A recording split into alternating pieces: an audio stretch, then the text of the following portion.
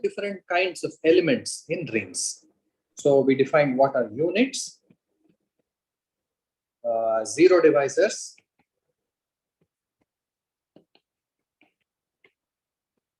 and also non-zero divisors. That's not a zero divisor. Nilpotent elements, prime elements, and irreducible elements. For the last two kinds of elements, I assume that R is an integral domain.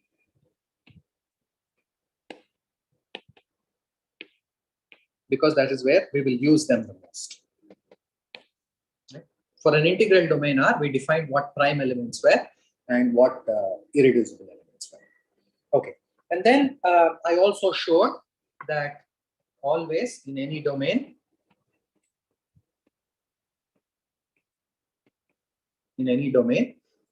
primes are always irreducible. Prime elements are irreducible. And I gave an example that for the converse is not true, right? The converse of this statement is not true, and I gave an example. So converse is false.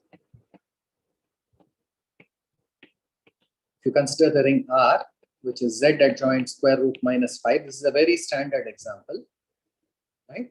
In the ring R, which is Z adjoint square root minus 5, we have 2 times 3 equals 1 plus root 5, 1 plus root minus 5 into 1 minus root minus 5.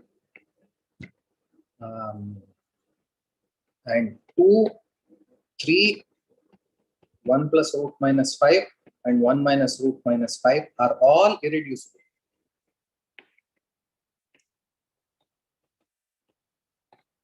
For the element 2, divide 6, which is 1 plus root minus 5 into 1 minus root minus 5. But 2 doesn't divide 1 plus root minus 5 and 2 doesn't divide 1 minus root minus 5. In this ring, that means there is no element of this ring R such that 2 times that element is 1 plus root minus 5, because every element of this ring R looks like A plus B root minus 5.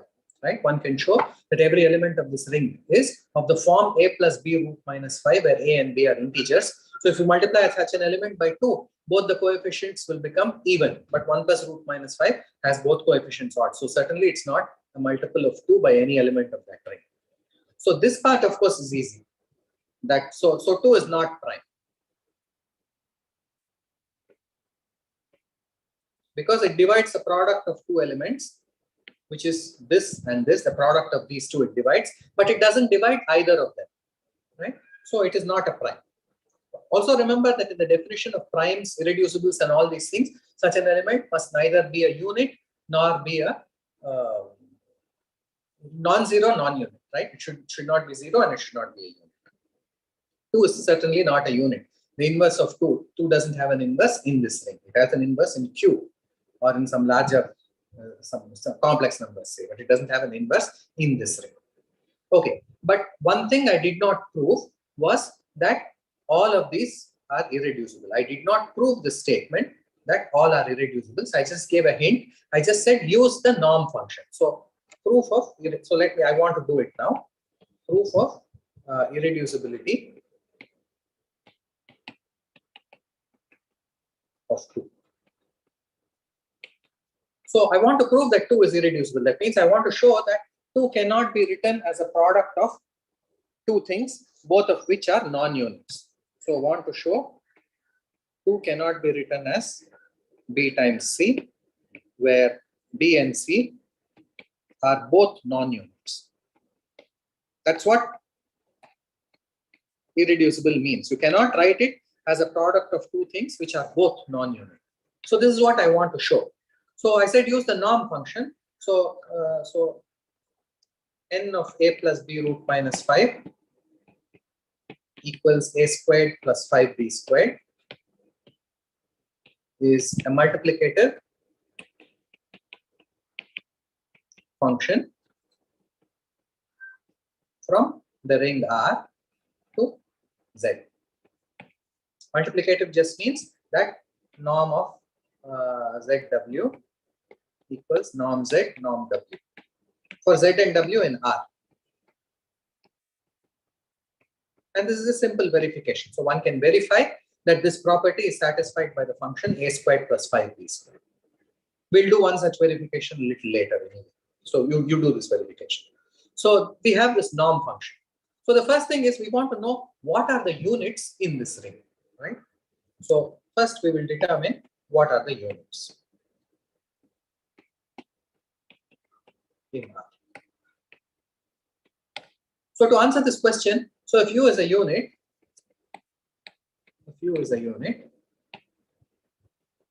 then there is a V in R such that UV is equal to 1. And then because the norm is multiplicative, norm U, norm V equals norm 1. Because this side is the norm of UV and that side is the norm of 1. Norm of UV is norm U, norm V. So norm U, norm V equals norm of 1. But what is the norm of 1? The norm of 1 is 1 plus 0 root minus 5. So the norm of 1 is just 1 squared, which is 1. So norm U, norm V must be 1. That means both norm U and norm V must divide 1. And they must be positive integers. We know that it goes into positives, right? So that means both of them must be 1. So that means norm of U must be 1 necessarily. That means what? So if U is A plus B root minus 5, everything is in that ring is of this form. Then A squared plus 5B squared must be 1. A and B are integers and A squared plus 5B squared is 1.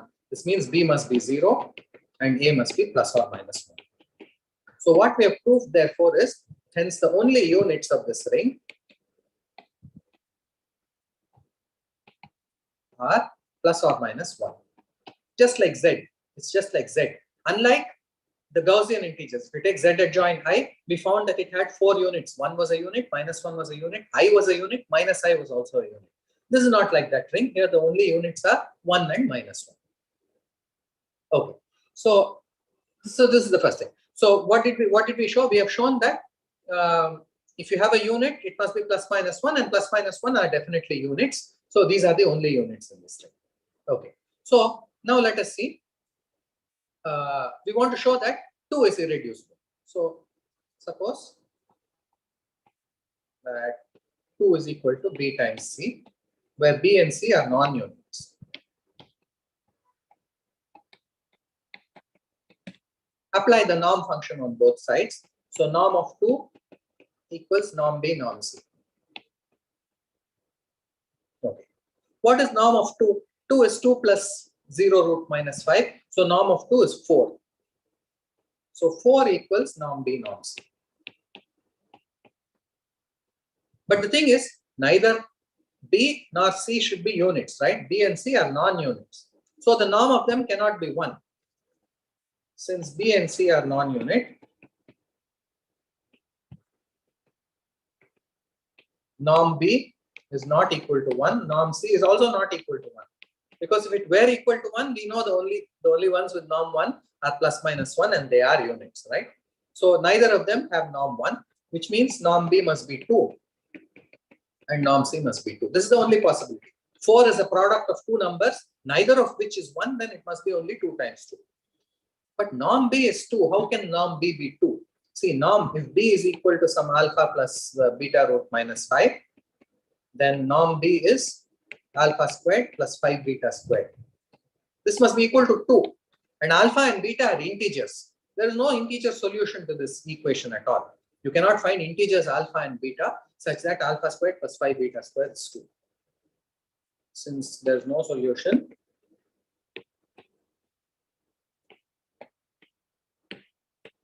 there is no such B.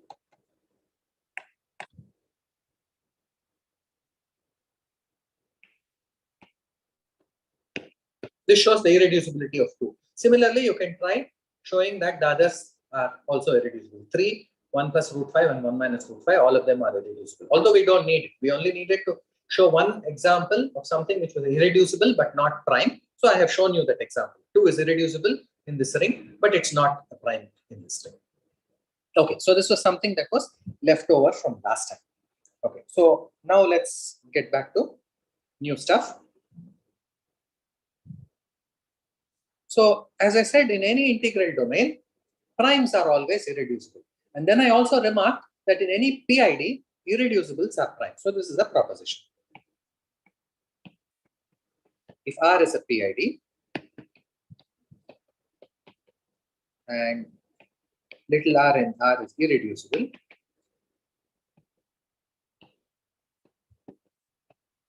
then little r is prime.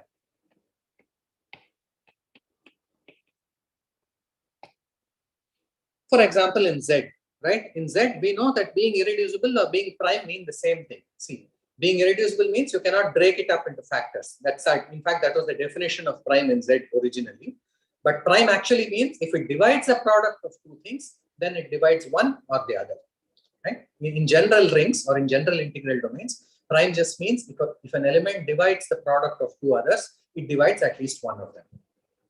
Okay, so so we want to prove this. So we want to prove that if R is irreducible, then R is prime. So proof. So what does it mean?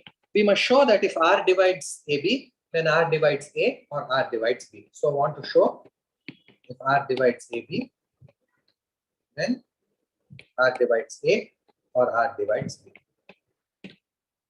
So let us suppose, or we can try and prove the contrapositive. If R doesn't divide A and R doesn't divide B, then R doesn't divide AB. That's equivalent.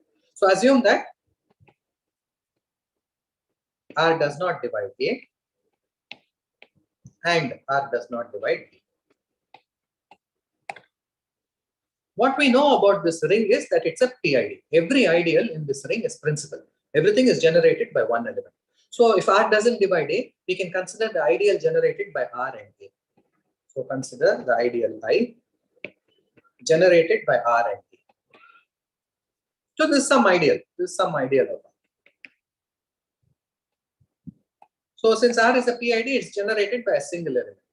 So this is generated by C. That means what? The ideal generated by R and A is the ideal generated by C. What this means is, in particular, C divides R and C divides A. If C divides R, R is an irreducible element. So what can divide an irreducible element? You cannot have the only divisors of an irreducible element are of the form. Okay, so let me just say, since R is irreducible,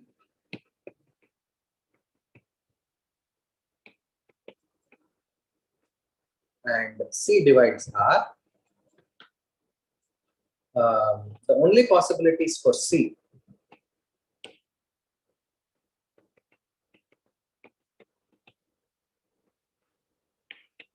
are either a unit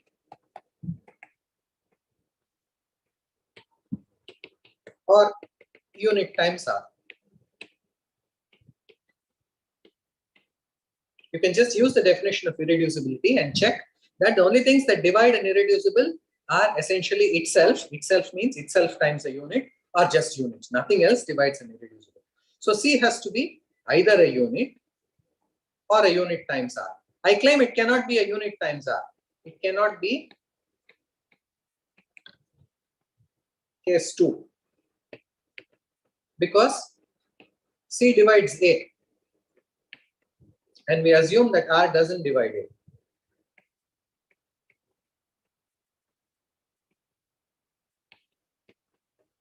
And therefore C must be a unit.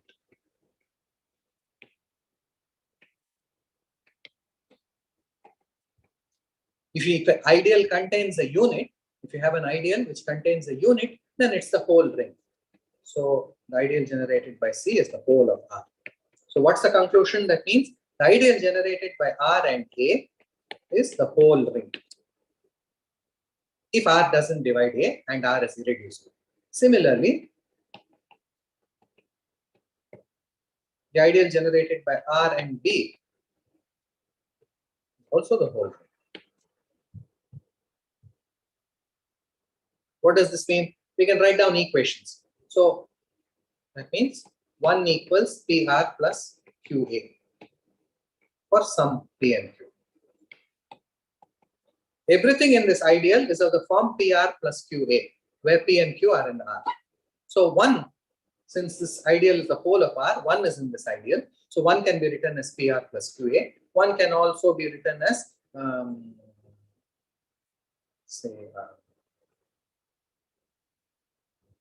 MR plus NB for some M and N. Now I'll just write it. I'll write it like this. So QA times NB equals 1 minus PR times 1 minus MR.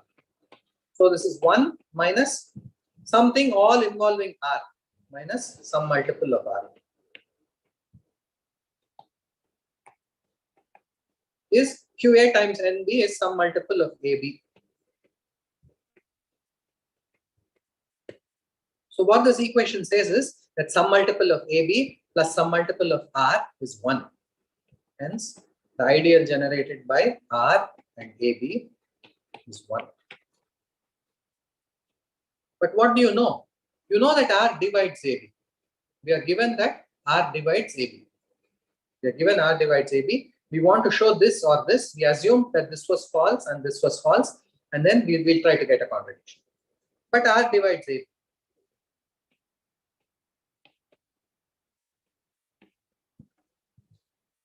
Which means AB is in the ideal generated by R. Which means the ideal generated by R and AB is the same as the ideal generated by R. So the ideal generated by R is the whole ring. This means R is a unit. But R can't be a unit because what was R? We started by saying let R be a irreducible. An irreducible must always be a non-unit. So R is a non-unit to begin with. So this is not possible.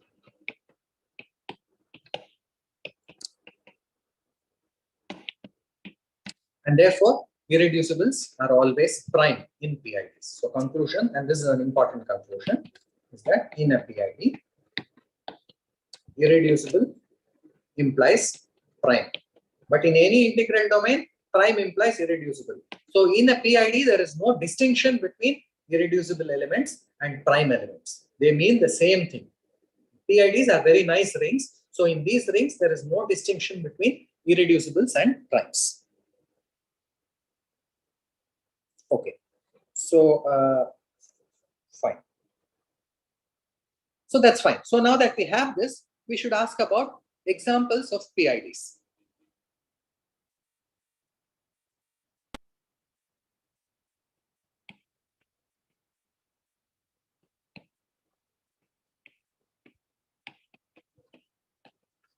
And we already know many of them. We know Z, we know Kx. These are the two main examples for us. These are the two most important rings, the ring of integers and the ring of polynomials in one variable over a field. So Z and Kx, we know are PIDs. But I also gave you two other examples. I said Z adjoint I and Z adjoint omega are also PIDs. So now I would like to get into why these two rings are PIDs. Okay. So why are Zi and Z omega principal ideal domains? And in Professor Raghavan's lectures, you have already seen that if you have a Euclidean domain, then if you have a ring for which the Euclidean algorithm holds, then such a ring is necessarily a PID. So I'll just do it. It doesn't matter if I might be repeating some of the things that he did, but it doesn't matter. So let me carefully define what is a Euclidean domain and prove that these two are Euclidean domains. These two already, Z and Kx, we already know are Euclidean domains.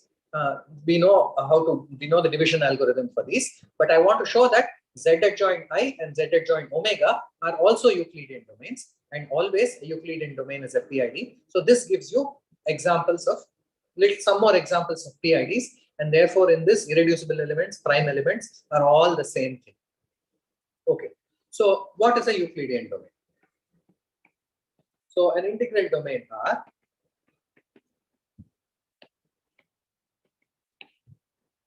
that is equipped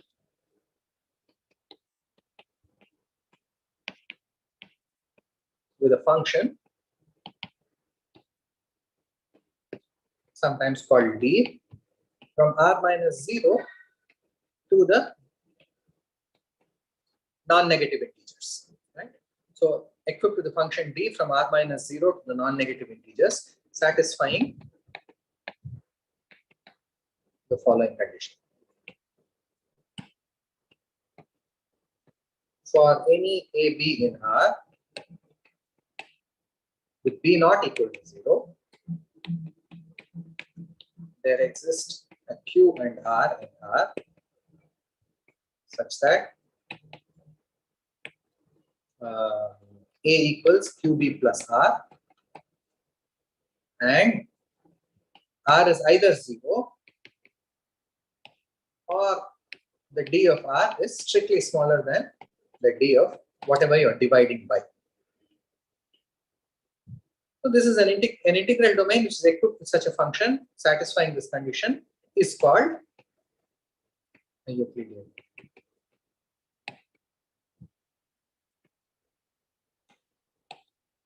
Right? And for Z, this function D is just mod. And for Kx, this function D is just the usual degree of a polynomial. And now I want to prove the following proposition. Zi is a Euclidean domain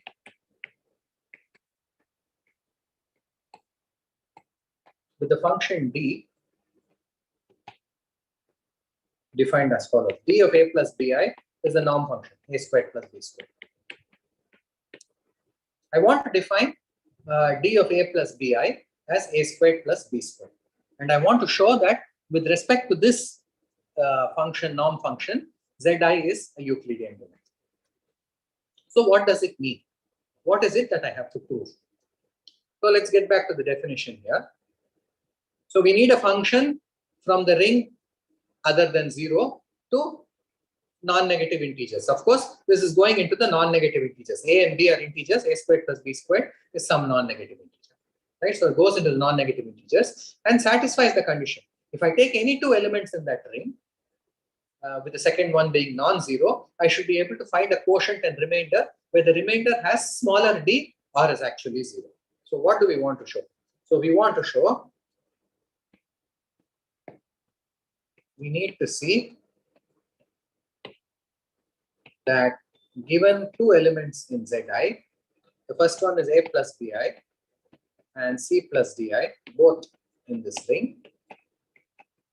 And also given that the second one is not 0, c plus di is not 0. Then there exist two other elements. I'll call them p plus qi and s plus ti in Zi, such that what must happen? A plus bi should be equal to the quotient times the divisor plus the remainder,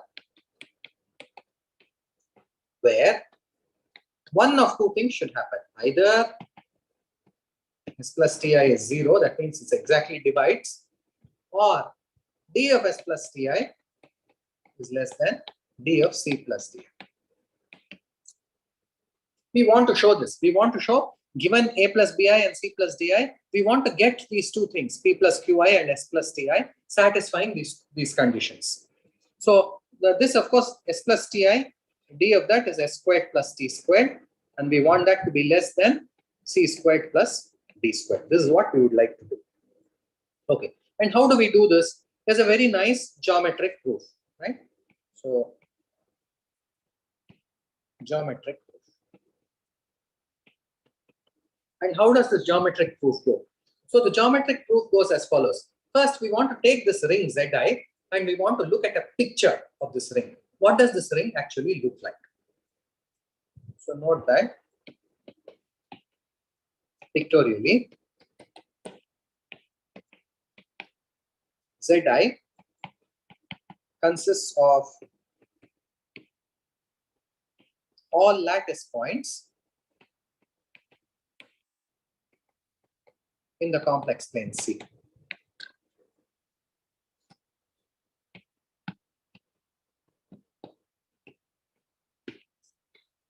So what does this mean? So it just means I want to draw all the points in Zi and see what picture they form. So this is the picture. So here is 0. Here is 1, 2, 3, 4, minus 1, minus 2, minus 3, minus 4. And if this one was 0, then here is I, 2i, 3i, 4i. Here is 1 plus I, 2 plus I, 3 plus I, 3 plus 2i, 2 plus 2i, 1 plus 2i, 1 plus 3i, so on, right? If you see, the picture you get is one nice lattice point picture.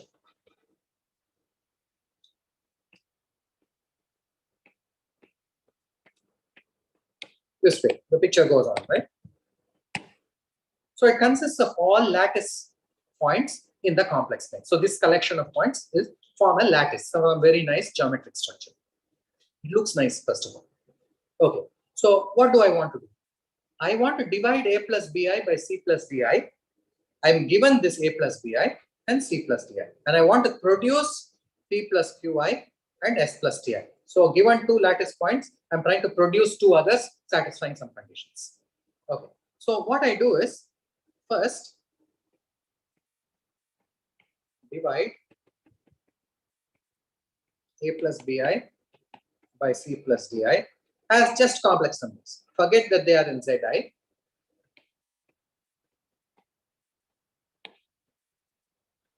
So if you just divide as complex numbers, how do you do that? So you just multiply by the conjugate of the bottom.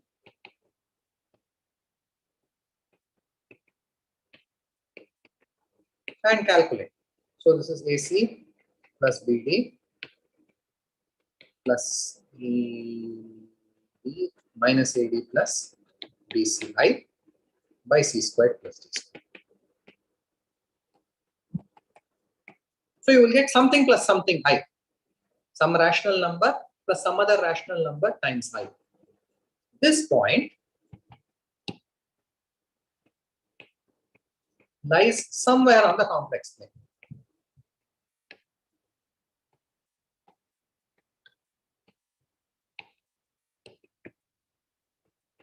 Which point? It's this point. I'm considering this point. So this is something plus something I. So it lies somewhere in the complex plane. So if it lies somewhere in the complex plane, now we have broken up this complex plane into lots of little one by one squares. So here is one square, here's another square, here's one square, here's one square. So the complex plane we have covered by all these squares. Never mind the boundaries. You can take the boundaries as belonging to both sides if you want. I don't care. We have covered the complex plane with these squares, and this point lies somewhere on the complex plane. So it lies in one of those squares.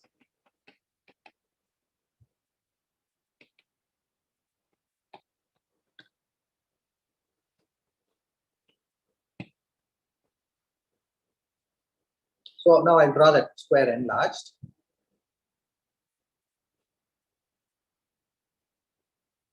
So I know that I have a point which lies somewhere on the square. It could lie on the boundary or inside somewhere. Now, if it lies at one of these corners, if the chosen point is if this point is one of the corners, if it is one of the corners,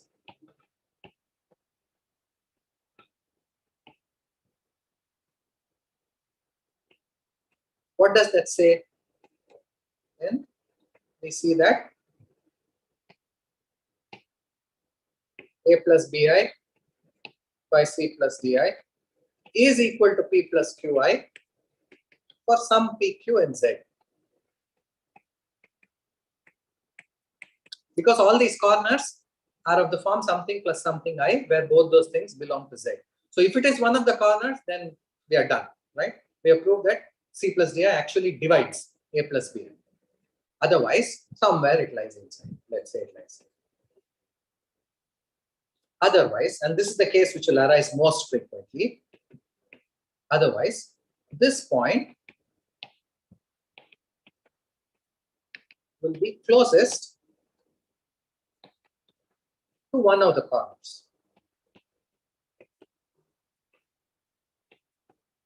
Call that corner P plus Qi.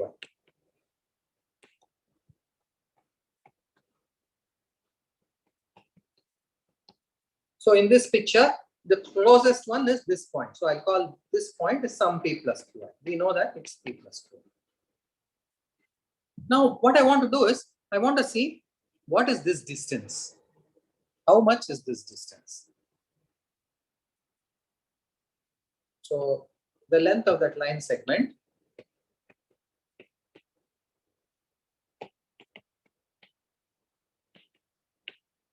shown is, see, there are two complex numbers. So I want to find the distance between two complex numbers. I just subtract one from the other and take the modulus. So the length of that line segment shown is, one point is a plus bi by c plus di. The other point is p plus qi, and it's the modulus of that. That's the length. Okay, that's the length of this line segment. Now, so the length square, okay, the length of the line segment squared is, if I put a square, right? A plus bi by c plus di minus p plus qi modulus squared. That's what the length is. But what do I know about this length? Look at this big square. The big square has size 1, 1, 1, 1. Sides are 1, 1, 1, 1. So how much can this distance be at a maximum, right? How much can the distance of this point from its nearest corner be? The worst it can be is if this point were exactly in the center, and then this distance we know is 1 over root 2. So the largest that this distance can be is 1 over root 2, which means the square, the largest value of the square is half. So this is less than or equal to half by geometry. Okay, by geometry. So we have proved that if I have a plus bi and c plus di, I can definitely find a p plus qi such that the modulus squared of a plus bi by c plus di minus p plus qi is less than or equal to half. So now multiply by mod of c plus di whole square, and you will get mod of a plus bi minus c plus di into p plus qi mod squared is less than or equal to half mod c plus di squared. But the modulus of something square is exactly what we called d. If you go to the definition of d, what is d? So d of a plus bi is a squared plus b squared. This is just same as modulus of a plus bi square. That's what d is. We chose the d like that. So it's just mod squared. And therefore, coming back here, we get d of a plus bi minus c plus di into p plus qi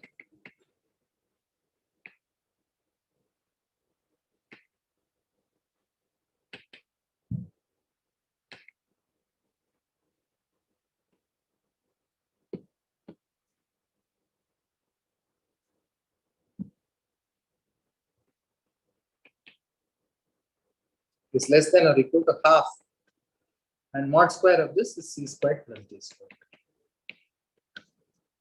And this is certainly less than c squared plus d squared. So we have done it. So if you call this number as whatever, s plus ti, or what did I call it? S plus ti. If I call this number as s plus ti,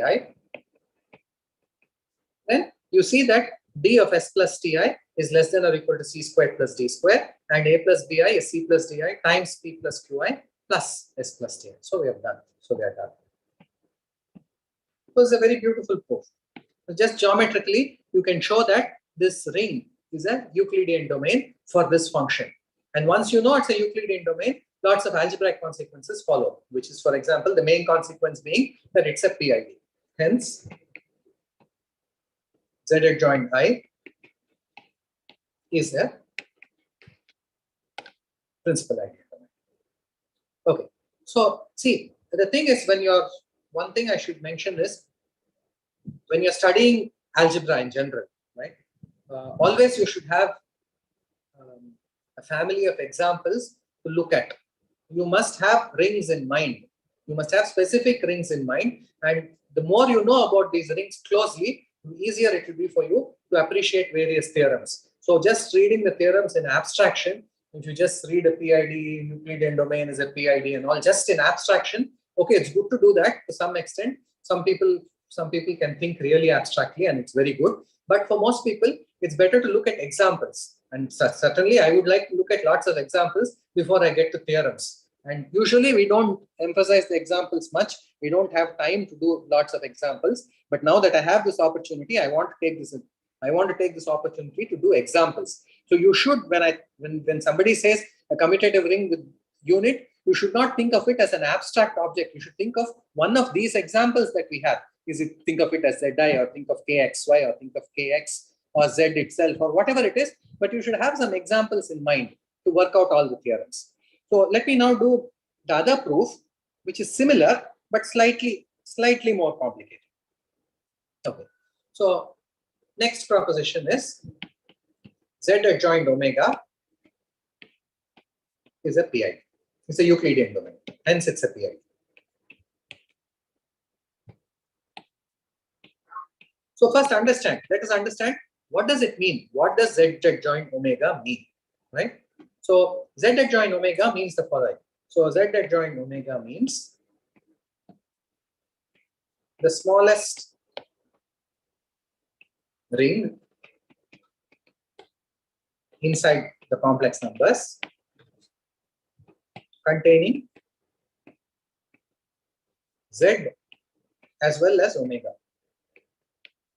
So omega is, to be specific, it is -1 plus I root 3 by 2, which is the same as cos 120 degrees plus sine 120 degrees, I sine 120 degrees. So on the complex plane, omega, if this is 1, you rotate by 120 degrees, so it's here. Omega is this point, right? It's a cube root of unity, right? It's one of the primitive cube roots of unity. Okay, so what is Z adjoint omega? It's the smallest ring inside the complex numbers containing Z as well as omega. So I first want to claim that every element of this ring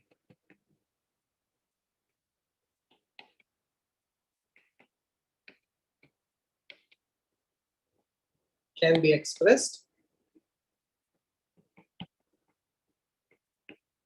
as A plus B omega, where A and B are in Z.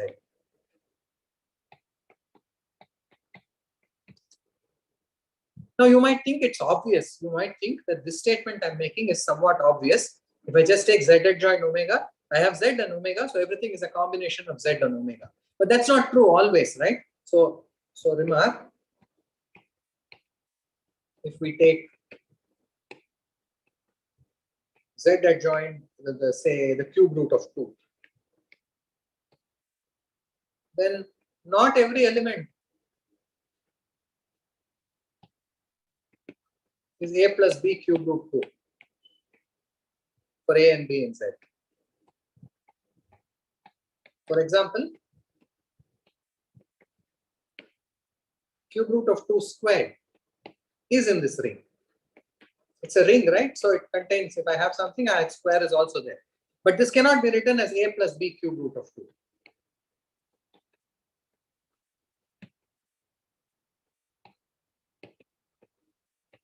For A and B in Z. And that you should try to prove.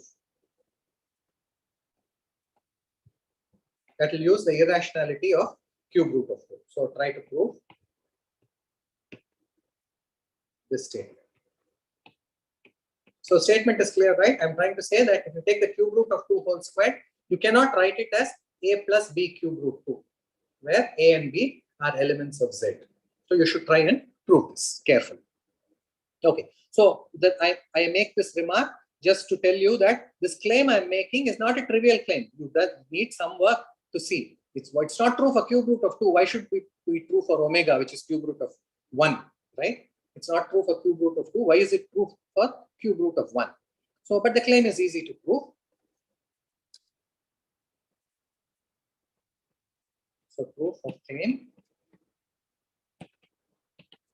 So Z adjoint omega can also be described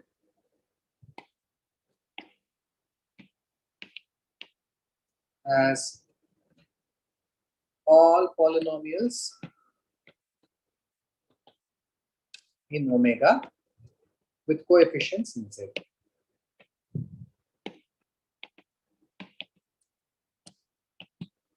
Why can it be described that way? It's the smallest string which contains Z and omega. Of course, it has to contain all polynomials in omega with coefficients in Z. But on the other hand, if you take all polynomials in omega with coefficients in Z, they themselves form a ring. If you multiply two such polynomials, you'll get a third such polynomial. If you add or subtract two, then you get a third such. And therefore, Z adjoint omega is exactly equal to all polynomials in omega with coefficients in Z. But note that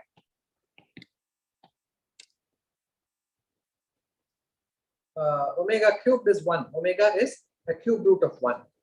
So if you take all powers of omega, so the only powers of omega, distinct powers of omega,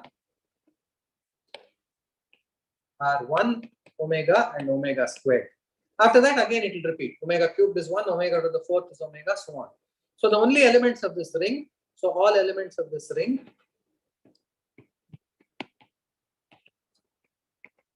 are of the form A plus B omega plus C omega squared, where A, B, C are all elements of Z.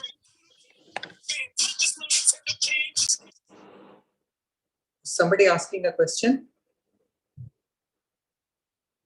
Okay. But that's not what I'm saying. I'm saying that everything is of the form A plus B omega. So I have to take care of omega squared. Now we also note that 1 plus omega squared is 0. Because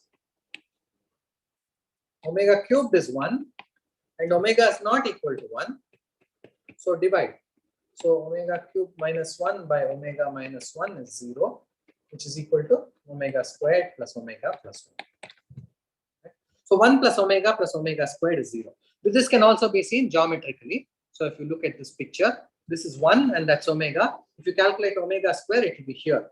And if you add these two, then you just get minus 1. Omega plus omega squared will give me minus 1. So if you add 1 finally, 1 plus omega squared is 0. So you can see it geometrically or just algebraically this way. Okay. And therefore, so omega squared is minus 1 minus omega. So we can write A plus B omega plus C omega square equals A minus C plus B minus C omega. So I've written it as something plus something omega. And that's my claim. That's the first thing. That's the first thing to notice about the ring Z adjoint omega. Okay. Next, again, I want to do this geometrically. So I don't want to give all details of the proof, but let me just give you an idea. Let me just indicate how the proof goes. So again, we need a norm function.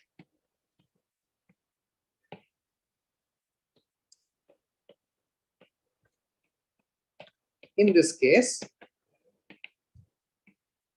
also it's just the usual complex number norm square. In this case also, norm of A plus B omega is the complex number A plus B omega norm squared. Now you have to know what is the norm of this complex number squared. How do you calculate the norm of any complex number? Norm squared of any complex number is the product of that and its complex conjugate. So this is A plus B omega times A plus B omega conjugate. So this is A plus B omega. Now A and B are integers, so their conjugates are themselves. So it's only omega conjugate. So it's A plus B omega conjugate. And what you need to notice is that omega times omega squared is so. Okay. Omega conjugate equals omega squared. You can do this by calculation or geometrically or whatever. If you look at this picture, you can see that omega conjugate is the reflection along the y-axis, and that will give this point, that's omega squared. Or you can do it, calculate and show that omega bar is equal to omega squared. So this is A plus B omega into A plus B omega squared. And we'll calculate this. So this is A squared plus B square omega cubed, that's 1, plus AB omega plus AB omega squared. That's A squared plus B squared. Omega plus omega squared is minus 1 minus A. So that's the norm function. So norm of A plus BW, B omega, is A squared plus B squared minus AB. And since it's the usual complex norm square, its multiplicative, etc., all these usual properties will follow. Okay. So this is the norm function. And then the geometry of the situation. So the geometry of Z omega. Just like Zi had some beautiful geometry. What was the beautiful geometry of Zi? Beautiful geometry of Zi were this lattice point. So we have this picture of all these lattice points. Similarly, Z omega also has some geometry. And the geometry in this case looks different, but it is also beautiful. So it looks like this. So here is 0. Here is 1. And here is omega. And here is omega squared. Instead of writing omega squared, we know that omega squared is minus 1 minus omega. So I'll write it this way. And opposite omega will be the point minus omega. So that will lie here. And opposite 1 minus 1 minus omega will be the point 1 plus omega. And opposite 1 will be the point minus 1. So you see that these form perfectly one beautiful hexagon with 0 at the center, right? So 1 minus 1, 1 plus omega, minus 1 minus omega, omega and minus omega are the vertices of a regular hexagon with 0 in between. And you can continue this picture.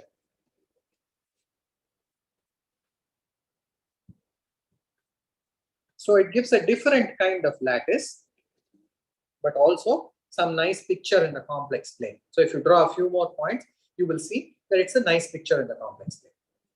And again, in order to find out, so we want to take two elements, A plus B omega and C plus D omega, and divide and get a quotient and remainder.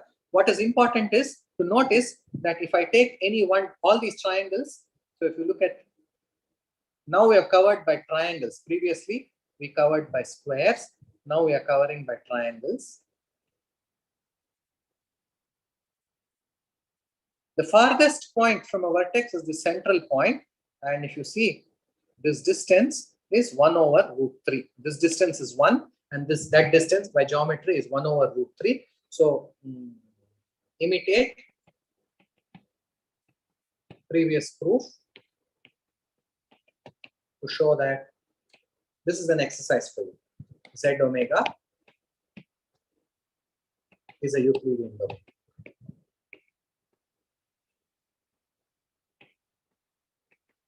And hence it's also a PID. So we have lots of examples of PIDs, and therefore lots of examples of primes, irreducibles. All of the primes and the irreducibles are therefore the same in these rings, since they are both PIDs. Whether I say prime or whether I say irreducible, it's the same thing. Okay. So that's one thing.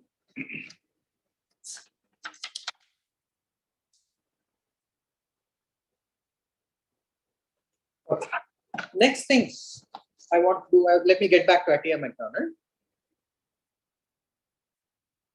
So if you take any nth root of unity other than these three, it's not Euclidean domain, right? If you take an nth root of unity other than 3. Because for second root of unity is z of I, third root of unity is z of omega. If you take fourth root of unity or any other thing, fourth root of unity again is I, no? Fourth root of unity is I. Yeah, okay. Yeah. Second root of unity is only minus 1. It's not I. Yes. Fourth root of unity is I. Okay.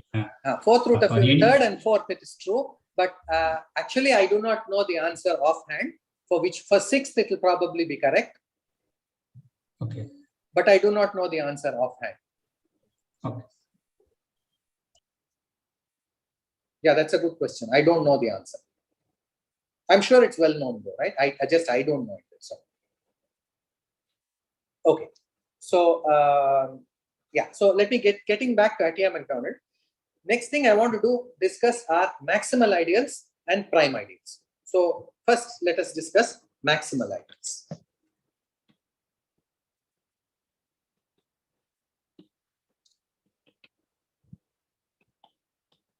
Again, we are in a very general situation.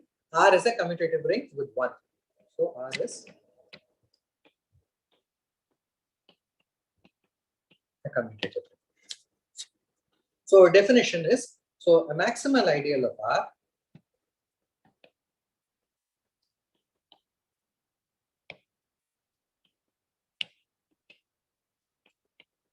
is an ideal M, which is not equal to the whole ring, right? First of all, is not equal to the whole ring.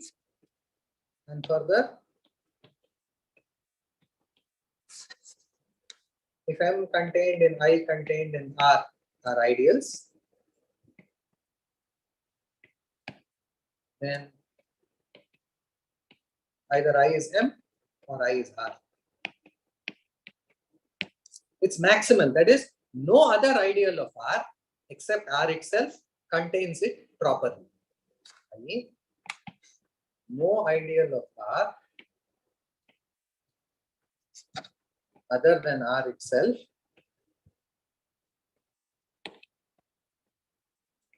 contains M proper.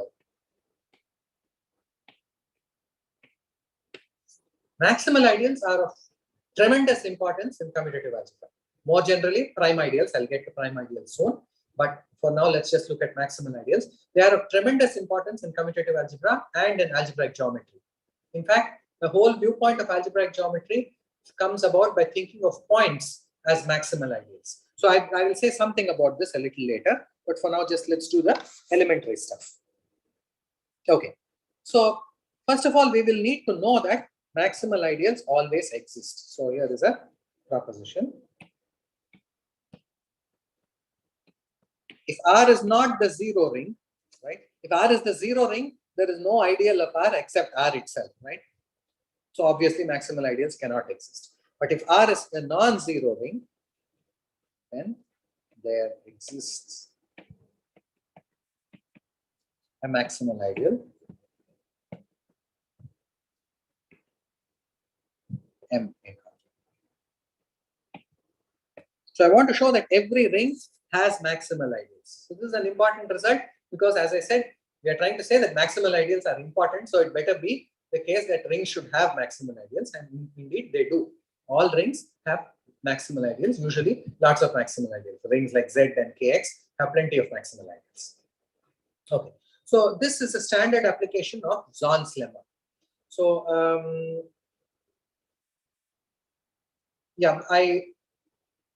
initially I thought I wouldn't do it, but then I thought let me do it because soon enough this Zorn's lemma is an important thing and we'll use it again and again in various contexts. So let me just first state Zorn's lemma and then apply Zorn's lemma to prove this proposition. And one more thing, I'll give two applications of Zorn's lemma. So Zorn's lemma.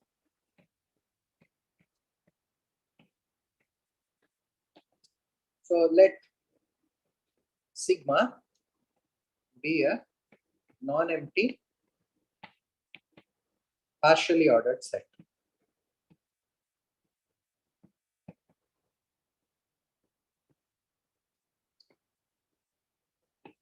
Okay, so that is on sigma we have a relation denoted by less than or equal to, and which satisfies the following conditions, which is reflexive, antisymmetric, and transitive. I.e.,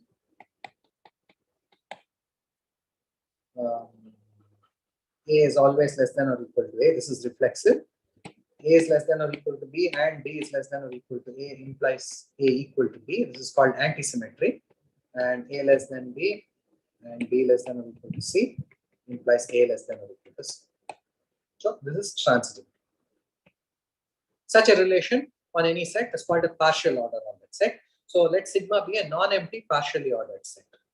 Now the assumption that we want to make about sigma is, assume that every chain in sigma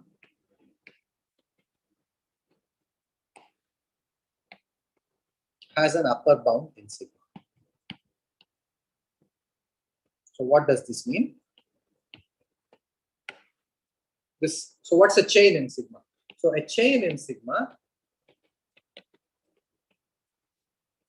is a subset S of sigma such that given any two A and B in S, either A is less than or equal to B or B is less than or equal to A. See, that's the main thing. Main difference between a partial order and a usual order is, in a partial order, things may not be comparable. For example, if you take the set of all subsets of a given set, that's partially ordered by the relation of inclusion. If you're given just two subsets, neither may be contained in the other. It may be that neither one is less than or equal to the other, nor the other, right? So partial order and total order, the difference is that things may not be comparable at all. But in a chain, that cannot happen. A chain is a subset of sigma such that any two elements of the chain are comparable. One has to be less than or equal to the other. And what is an upper bound? An upper bound of a chain S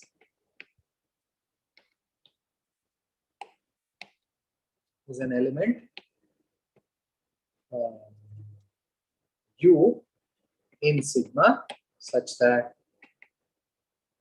for all A in S, A is less than or equal to Q.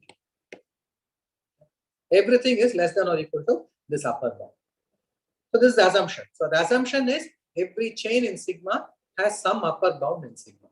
And then Zorn's lemma, the conclusion of Zorn's lemma is then sigma has a maximal element. And what does this mean? i.e., there exists an M in sigma such that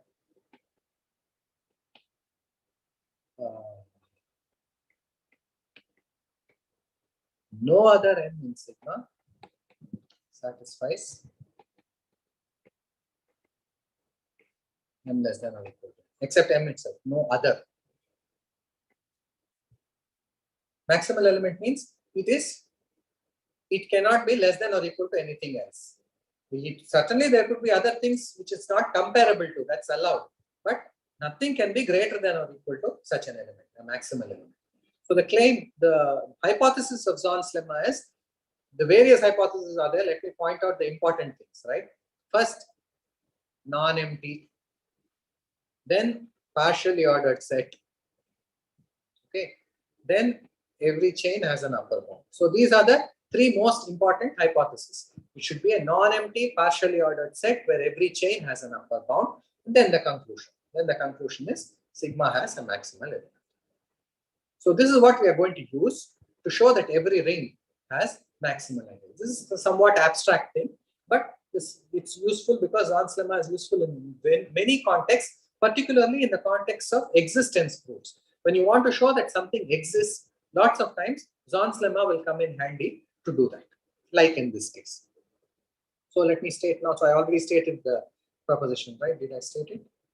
Proposition is, if R is not the zero ring, then there exists a maximal ideal in R. So how do I use Zorn's lemma to see this? So proof of proposition. So always in using Zorn's lemma, we must construct a non-empty partially ordered set first. Okay. So given the ring R,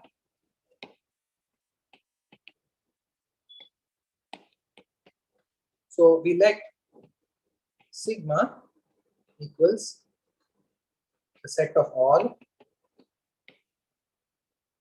ideals R not equal to R itself. Proper ideals of R. By proper, I mean not equal to R. It's allowed to be zero, right? I'm allowing the zero ideal to be here, but I'm not allowing the whole of R. The set of all ideals of R not equal to the whole of R. That's a whole collection of ideals of R, right? Sigma is not empty because the zero ideal is an element of sigma. Zero is an ideal of R, right? It's an element of sigma. It's not equal to the whole ring. It's not equal to the whole ring because we assume that R is not the zero ring. Because of that assumption, the zero ideal is not the whole of R, and so sigma is a non-empty set. So we have a non-empty set first. Then we must make it a partially ordered set. So define the partial order on sigma.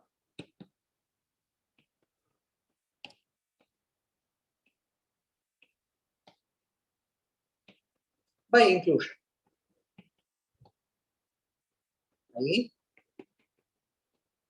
I is less than or equal to J means I is contained in J. Two ideals, if you are given, we say that one is less than or equal to the other if I is contained in J. Of course, it could happen that I is not contained in J also, J is not contained in I also. It could happen for two ideals in a ring, even in Z. There are plenty of examples where neither ideal, for example, if you take the ideal 2 times 3 and the ideal 3 times 5, that is 6Z and 15Z, neither is contained in the other, right? So, in rings, ideals ordered by inclusion do not form a total order, it's just partially ordered. So, here is a partial order on sigma. So, now we have a non-empty partially ordered set. So, we have satisfied two of the conditions. What is the third condition? The third condition is the crucial one. We want to show that if you have a chain in sigma, then it has an upper bound in sigma. So, take a chain S subset of sigma. What is S? Therefore, S is a collection of ideals. I'm not assuming it's a countable collection or it's a finite collection or anything like that. It's just a collection. S is a collection of ideals of R such that for any two elements of S, if I and J belong to S, then either I is less than or equal to J, that means either I is contained in J or J is less than or equal to I, or J is contained. So it's just a collection of ideals of R, any two of which are comparable, any two of which one has to be contained in the other. Okay. Now I want to say that S has an upper bound. So I want to show that S has an upper bound in sigma. That means I want to show there is an element of sigma. Remember, sigma consists of all proper ideals of R. I want to show that there is a proper ideal of R such that which contains every ideal in S. So to show this, take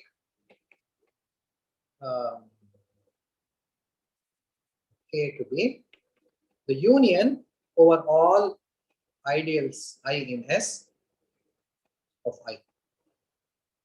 Now this is one strange operation that we are doing on ideals. We did various operations on ideals. We did plus, added ideals, we intersected ideals, we took the product of ideals, but we never took the union of ideals. And for good reason, the union of ideals in general won't be an ideal. If I just take any two ideals in a ring and take their union, that won't be an ideal. For example, if you take 6Z and 15Z and take the union of these two ideals, that's not going to be an ideal of that ring. It's easy to check that there will be that it doesn't form an ideal. Okay, so but here I'm saying this forms an ideal. So I claim that K is an ideal of R. I'm taking a union not just of two ideals, I'm taking a union of one whole collection of ideals, but I'm saying that that answer is still an ideal. And this is important to note why this is the case. This is because the elements of S satisfy the condition that for any two of them, one or the other is contained. Either one is contained in the other or the other way around. Okay, so why is K an ideal of R? Proof. Say A belongs to K and B belongs to K.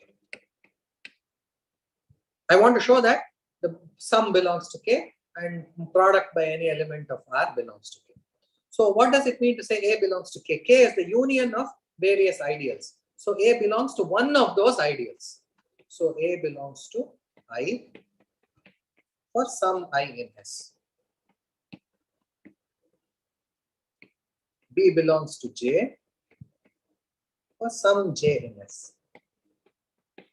Because both of them belong to K, each one of them must belong to one of the ideals which form part of that union. So A belongs to I for some I in S, B belongs to J for some J in S. Now, either I is contained in J or J is contained in I. That's the property of S, it's a chain, right? So say I is contained in J without loss of generality, say I is contained in J. Then both A and B belong to J. which means A plus B belongs to J, and R times A belongs to J for all R and R, which means that A plus B belongs to K. K is the union of all of them. Certainly it includes J, and R times A belongs to K. So K is an ideal.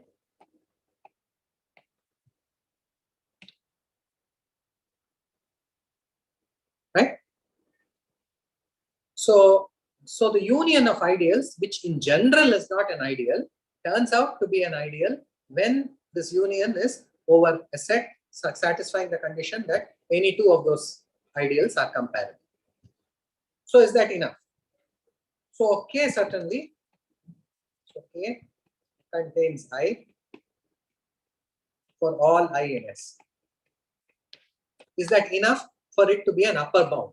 We want K to belong to sigma. So we still have to check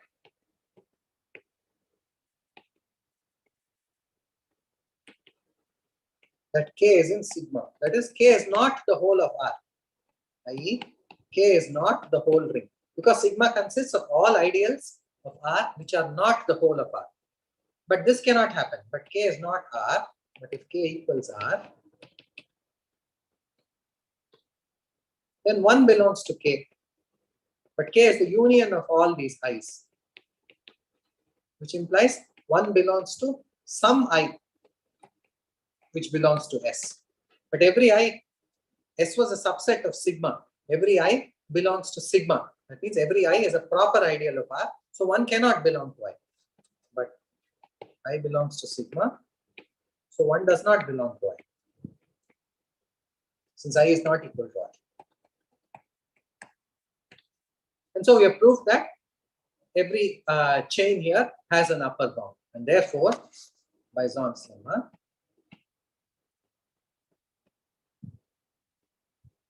the set sigma has a maximal element. And what is a maximal element here?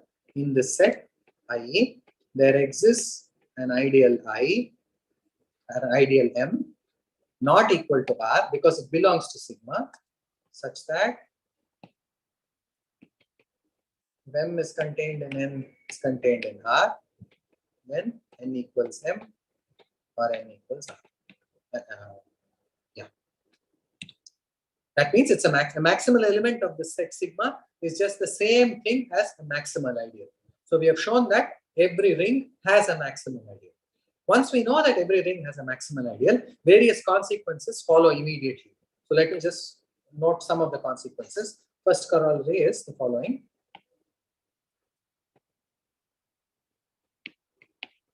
If I is any proper ideal of R,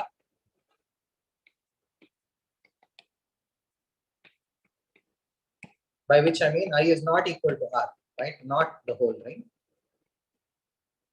Then I is contained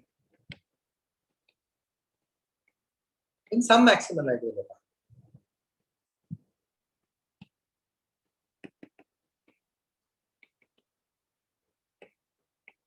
So every ideal of R, every proper ideal of R is contained in some maximal ideal of R.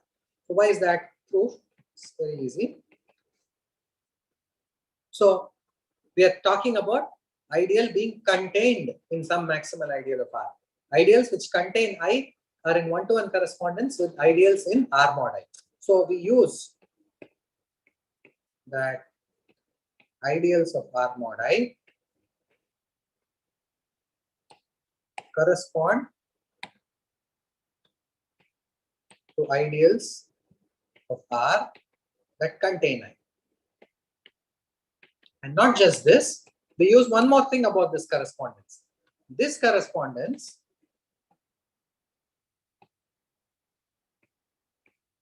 preserves inclusions.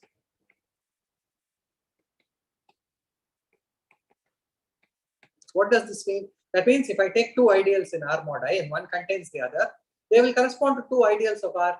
Then there also the same containment relation will hold. This correspondence preserves inclusions. How do we see this? We can see this. We can see this because the correspondence, since it's given by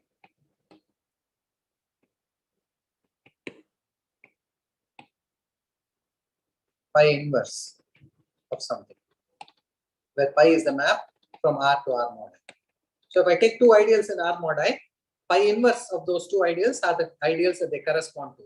So if in R mod I there is a containment, also there will be a containment after doing pi inverse, right? So this correspondence preserves inclusion. Now, in the ring R mod I, there's a maximal ideal.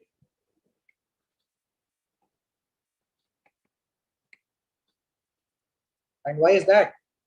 Because I is not the whole of R. I is not equal to R. R mod I is not the zero ring. Right? And not the zero ring means there's a maximal ideal. So this maximal ideal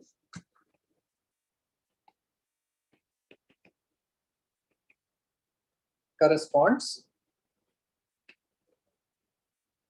to a maximal ideal of R containing I.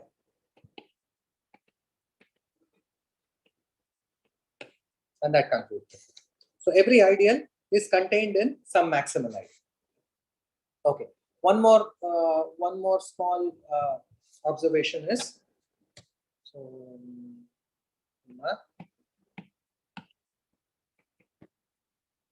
every non-unit element of R is contained in some maximal ideal.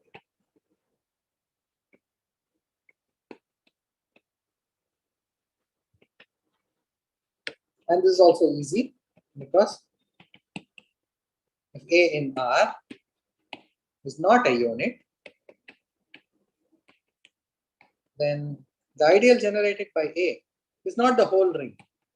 Because the ideal generated by A is the whole ring, one would belong to that ideal. That means one would be A times something, right? That would mean that A is a unit, because A times something is 1 means A is a unit. So if A is not a unit, then the ideal A is not equal to R. So there exists, by what we just said by the previous proposition, so there exists a maximal ideal M which contains this ideal A. So A belongs to this maximal ideal M. So every non-unit of R is contained in some maximal ideal. So this is one observation. And still, while on the subject of maximal ideals, let me also make one. Also, let me just state this proposition. M is a maximal ideal of R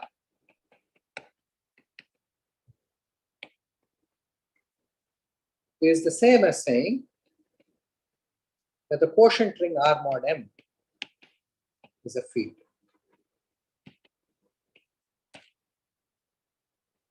Okay. Now, how do we do this? How do we show that if M is a maximal ideal of R, then R mod M is a field? So there are many ways of doing it. Okay. So let's first prove this one. Right? That means I'm assuming M is a maximal ideal of R, and I want to show R mod M is a field. So take any A bar in R mod M such that A bar is not 0 bar. Any non-zero element I want to show has an inverse. So take a non-zero element of R mod M, i.e. A is not in M. To say that A bar is not equal to 0 bar is the same as saying that A is not in M. This implies that the ideal generated by M and A is the whole ring. Because the ideal generated by M and A is larger than the ideal generated than just M, because A is not in M. So, but M doesn't have anything larger other than the whole thing because it's a maximal ideal. So M and A generate the whole ring, which means M plus AB equals 1 for some B in R. Which means A bar B bar equals 1 bar in R mod. Which means A bar has an inverse in R mod. So any non-zero element of R mod M has an inverse, hence it's a field. So R mod M is a field. The other way is also equally simple. If R mod M is a field, implies its only ideals are 0 and a whole ring R mod m, which implies by the bijective correspondence, the only ideals containing M are M and R. The 0 ideal here, when you pull it back, you'll get M. The R mod M, when you pull back, you'll get whole of R. So the only ideals containing M are M and R, which means M is a maximal.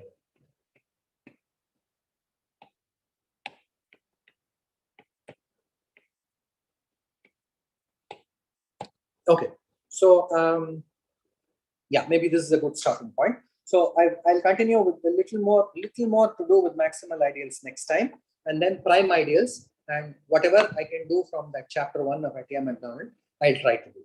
But I probably won't be able to do very much. So I've given you the material, so please go through it. Please go through that first chapter, particularly the problems. The most important thing again in this book, as I emphasize, are the problems. It's a wonderful book, mainly because of the lots of problems that there are in it. So you should look and try those problems, most important of all.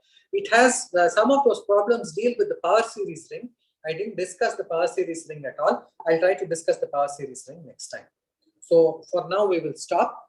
Are there any questions?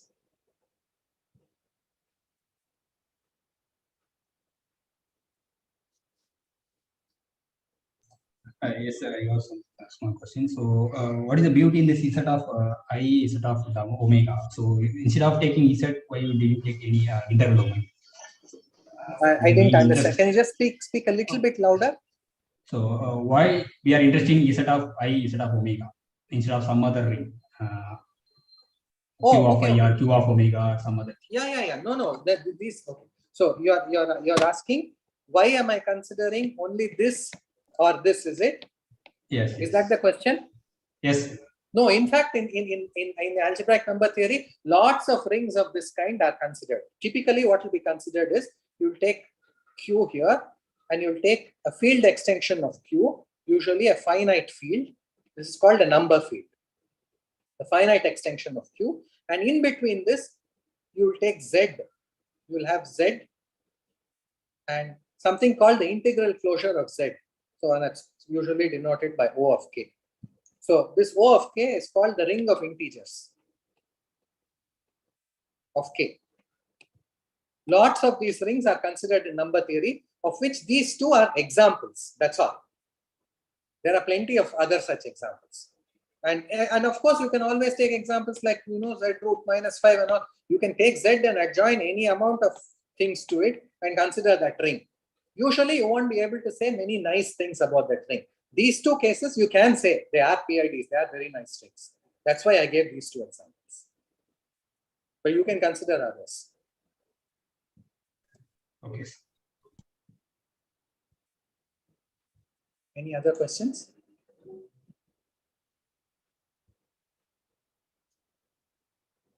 Okay. So if there are no other questions, we will continue on Saturday. Thank you. Okay, so thank you, sir. Thank you very much. Thank you, sir. Thanks.